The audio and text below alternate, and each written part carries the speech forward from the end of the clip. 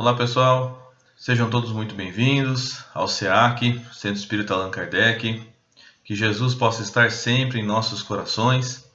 É uma alegria muito grande estar aqui com vocês hoje, quando nós vamos iniciar o estudo do Evangelho segundo o Espiritismo.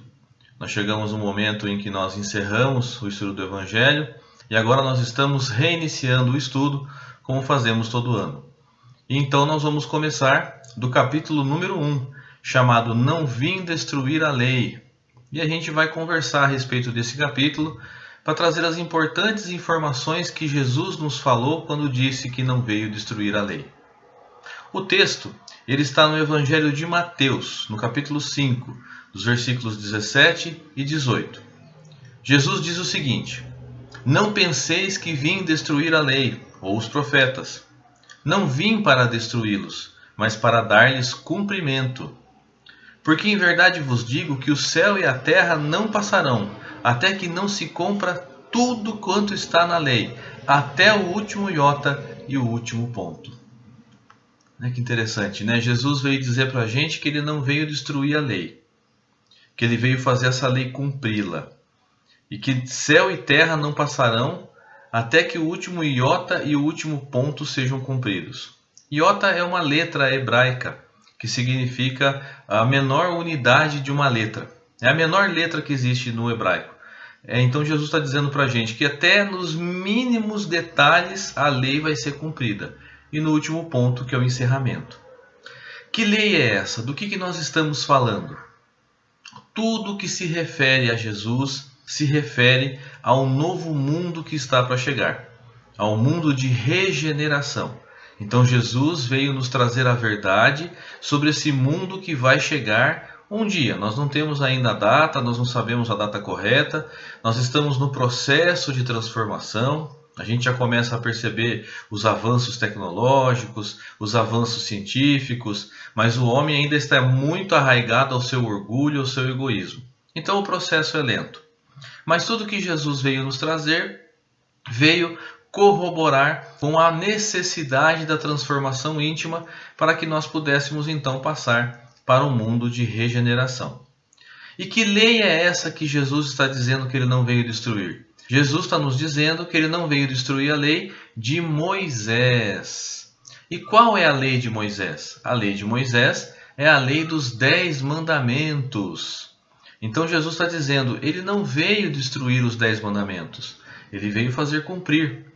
E é interessante porque Moisés ele veio numa época em que o povo estava muito perdido, em que o povo estava muito sem as noções de onde continuar ou de onde passar as partes espirituais, como que a parte espiritual ia ser tratada. Existiam povos com múltiplos deuses. Então nós vamos ver os povos romanos, os povos egípcios, os povos hindus, todos eles com múltiplos deuses. Então o povo hebreu foi preparado para que tivesse apenas um único Deus. Então essa história começa lá atrás, em Abraão, quando Deus falou para Abraão que ele deveria se mudar da Síria e ir para a Terra Prometida. Abraão chega até o local que é chamado Terra Prometida, que hoje é o país chamado Israel, e lá ele tem um filho chamado Isaque. Isaque tem um filho chamado Jacó, e Jacó tem 12 filhos. Esses 12 filhos geram então as 12 tribos que formam Israel. Ao sul, nós vamos ter a tribo de Judá, que deu origem aos judeus. Esse povo mudou-se para o Egito e acabou ficando escravo no Egito por mais de 400 anos. Moisés, ele foi encontrado em um cesto no rio Nilo e foi criado pela princesa como filho. Então, Moisés cresceu no palácio dos egípcios. Moisés cresceu no palácio do rei egípcio, do faraó. Só que chegou um determinado momento em que ele sabia das suas raízes hebraicas e ele então decide tirar o povo hebreu do domínio egípcio e levar de volta para a Terra Prometida. E com isso, ele ficou 40 anos no deserto. Então, para que o povo pudesse receber orientações, em um determinado momento ele sobe ao Monte Sinai e recebe os 10 mandamentos vindos de Deus. Obviamente que Moisés tinha uma mediunidade fantástica. Obviamente que Moisés recebeu através das vias mediúnicas esses 10 mandamentos. E esses 10 mandamentos, eles servem até hoje como um embrião de toda a verdade que o Cristo trouxe e que depois o Espiritismo veio corroborar. Então nós podemos perceber que as revelações, as 3 revelações, Moisés, Jesus e a doutrina espírita, eles têm um segmento, eles se completam, eles fazem parte de um projeto, de um plano superior, muito maior ao que nós podemos imaginar. Então Moisés começa esse plano, Moisés começa esse trabalho. E aí nós vamos relembrar alguns dos mandamentos, alguns desses 10 mandamentos. O primeiro mandamento: eu sou o Senhor teu Deus que te tirou das terras do Egito, da casa da servidão. Não terás deuses estrangeiros diante de mim. Olha que interessante, colocando o povo hebreu a não ter os deuses estrangeiros. Quem seriam os deuses estrangeiros? Seriam os deuses dos egípcios, porque os egípcios tinham também múltiplos deuses, um deus para cada coisa. Então o primeiro mandamento é: esquece toda essa história de múltiplos deuses. Você terá apenas a mim, o Senhor teu Deus. O segundo mandamento: não tomarás o nome do Senhor teu Deus em vão. Então os judeus, eles não tomavam o nome, até hoje, com o advento do judaísmo, eles não tomam o nome de Deus em vão. Terceiro mandamento: lembrar de santificar o dia de sábado. Olha que interessante, se a gente for pegar para os nossos dias, por que tem que santificar o dia de sábado? Porque para os hebreus, eles seguem o que nós chamamos de Velho Testamento. E lá, na Gênesis, nós vamos ver Moisés colocando que o mundo foi criado em 6 dias e que Deus descansou no 7º dia. Então, o 7º dia, ele é o dia da ligação com Deus. Então, todos os hebreus se ligam com Deus no 7º dia. Esse dia é chamado de Sabat, que deu origem ao nome sábado para a gente. Então, o sábado, segundo o que Moisés está dizendo, deve ser santificado. Mas não é que o dia deve ser santificado. A gente entende hoje com a doutrina espírita. Para eles santificam o dia de sábado e não trabalham de sábado, não fazem nada aos sábados. Mas nós sabemos que não é para santificar o dia, mas para que nós tenhamos um momento em nossas vidas onde nós possamos nos religar a Deus. Olha que interessante como que o conhecimento veio crescendo. Jesus nos fala isso, da necessidade de nos religarmos a Deus, de buscarmos ao Pai. Quando ele diz: buscai e achareis, batei-vos a porta e ela vos se abrirá. Mais um mandamento: não matarás. Depois: não cometerás adultério, não furtarás, não dirás falso testemunho, não desejarás a mulher do próximo. Então, quantos nãos? Porque era necessário nessa época em que se tivesse o não. Porque não dava para explicar muito para aquele povo. Não tinha como falar muito para eles: olha, não pode isso por causa disso. Ou então, olha, toma cuidado com essa atitude, porque ela pode gerar essa situação. Não dava para explicar para eles lei de causa e efeito. Não dava para explicar para eles as coisas como nós conhecemos hoje. Então o embrião que Moisés trouxe foi para fazer com que aquela sociedade pudesse entrar no eixo. E Moisés veio praticamente aí em torno de 1500 a 1800 anos antes de Jesus.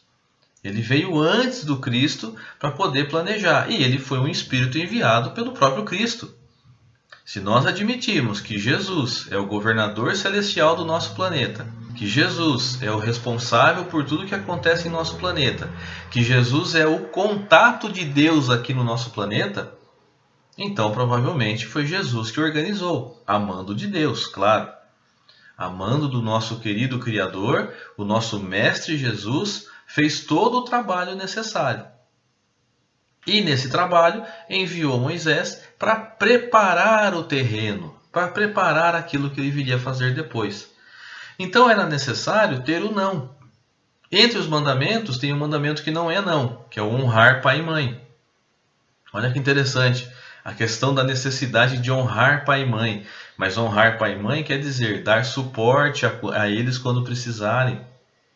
Dar suporte quando necessário. Honrar teu pai e tua mãe, para teres uma dilatada vida sobre a terra que o Senhor teu Deus há de dar. Ele fala de uma terra que há de dar, lá na frente.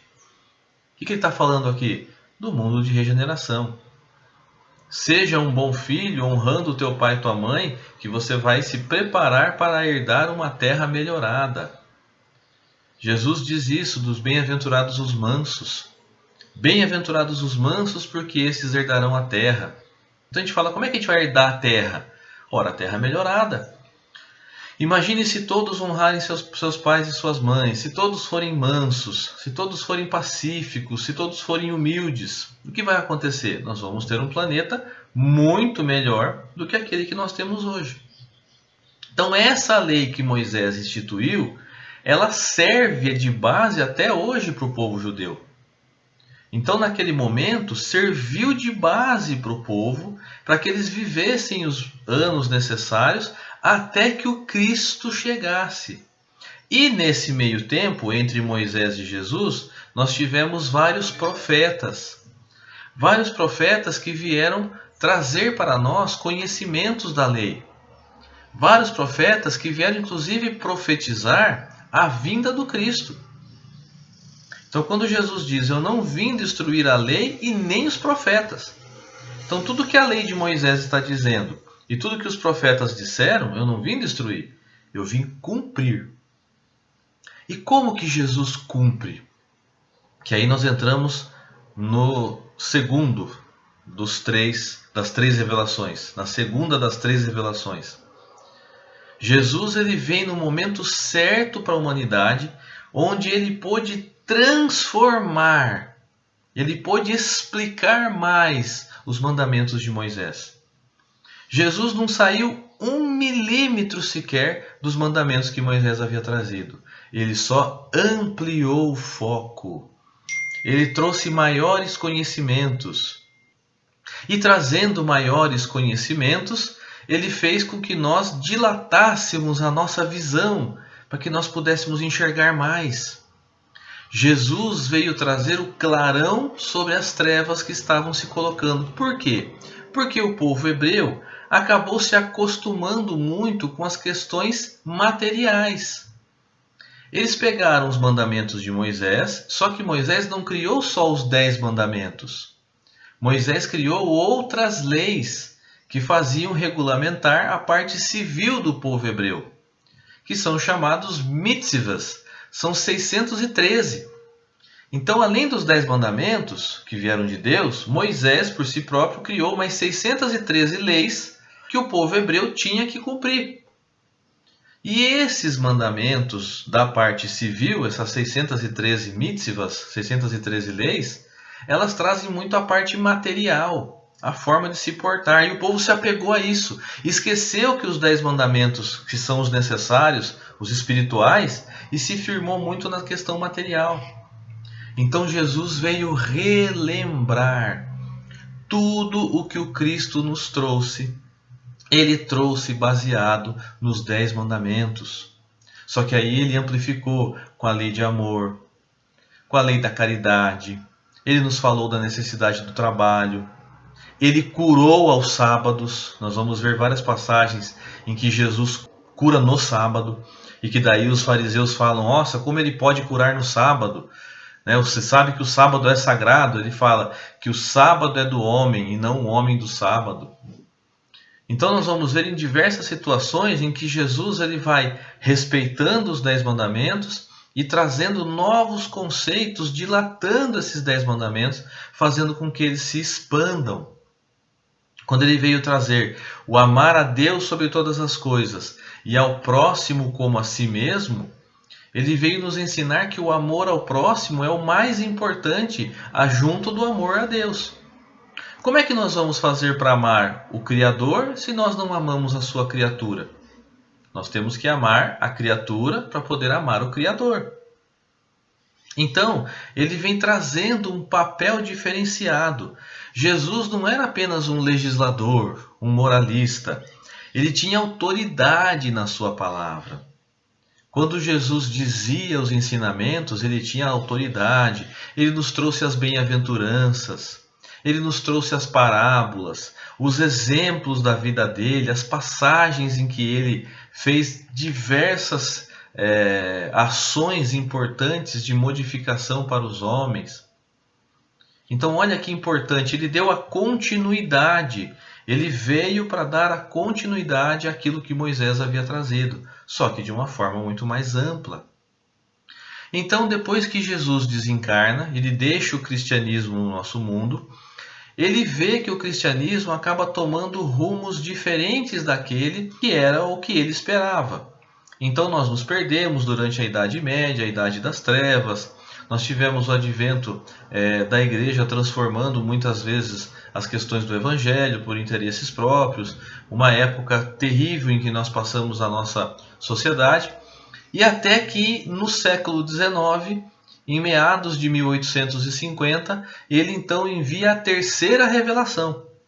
Ele envia para nós a doutrina espírita, que veio corroborar com os 10 mandamentos de Moisés, que veio corroborar com o que Jesus ensinou e veio trazer informações adicionais a respeito da vida após a morte. Nós aprendemos que a morte não existe. Nós aprendemos que a vida continua depois da morte do corpo físico. Nós entendemos o que é espírito, nós entendemos o que é plano espiritual. Nós entendemos que as nossas ações são as mais importantes do que a nossa forma de agir exterior. É o que nós sentimos, é o que nós pensamos que realmente importa. Então a doutrina veio ampliar ainda mais esse conhecimento, mas sempre lembrando, amando do Cristo, organizado pelo Cristo. Então o Cristo organiza, primeiro ele envia Moisés, depois ele vem ele mesmo e então ele envia a doutrina espírita. Para que dessa forma, através da doutrina espírita, nós pudéssemos nos lembrar dos princípios do cristianismo primitivo, lá de trás, para que a gente pudesse entender melhor esse cristianismo, para que o Cristo pudesse reviver em nossos corações, e assim chega. E na doutrina espírita nós vamos encontrar as leis do Velho Testamento, nós vamos encontrar o que Jesus ensinou. Se nós pegarmos um livro dos Espíritos, nós vamos pegar as leis, né? E a primeira lei do livro dos Espíritos é a lei de adoração. E qual que é a primeira lei de Moisés? Amar a Deus, não ter outros deuses que não sejam o próprio Deus, que não sejam deuses estrangeiros. Então olha que interessante como a ligação das 10 leis que estão lá no livro dos Espíritos, das leis naturais, com os 10 mandamentos. Porque na verdade são a mesma coisa. O que Moisés trouxe, o que Jesus trouxe e o que o Espiritismo trouxe. Nós vamos encontrar a mesma essência, só que de uma forma mais desenvolvida para o período necessário que estava sendo colocado. A própria mensagem do Cristo até hoje, se nós pegarmos para estudar profundamente, nós vamos ver que tem muita coisa lá que nós ainda não compreendemos. Tem muita passagem do Cristo, tem muita informação que ele trouxe para a gente nas suas parábolas, nas bem-aventuranças, no Sermão do Monte, que se a gente não aprofundar com força de vontade para poder entender, a gente não consegue compreender tudo. A doutrina espírita vem nos auxiliar dessa forma. Lá na introdução do Evangelho segundo o Espiritismo, nós vamos encontrar que é necessário compreender a cultura, a vida dos hebreus, para que a gente consiga compreender o cristianismo, para que a gente possa entender o que o Cristo nos trouxe. E aí então, com o advento da doutrina espírita, nós podemos agora então começar a considerar novamente a aliança da ciência com a religião. Porque a ciência se afastou da religião quando a igreja começou a impor suas próprias leis.